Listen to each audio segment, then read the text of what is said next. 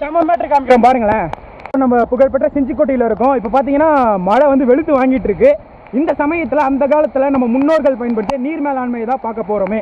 அதாவது சுற்றி மழை பெஞ்சிருக்கு. அந்த மழை நீர் வந்து பார்த்தீங்கன்னா எங்கேயுமே ஒரு துளி கூட வீணாகாமல் நேராக குளத்துக்கு தான் போகுது. பார்த்தீங்கன்னா உங்களுக்கு தெரியும்.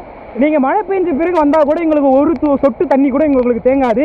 அதே மாதிரி கோட்டையிலேருந்து வர நீராகட்டும், அந்த சைடு பெய்கிற நீராக இருந்தால் கூட அந்த மதுள் சோரை வெட்டி வந்து பார்த்தீங்கன்னா உங்களுக்கு அகழி இருக்கும். அந்த அகழியில் போய் தண்ணி வீழ்ந்துடும். நம்ம இதை பற்றி ஆல்ரெடி ஒரு வீடியோ போட்டிருப்போம். நீங்கள் எத்தனை பேர் கவனிச்சிருப்பீங்கன்னு தெரியல.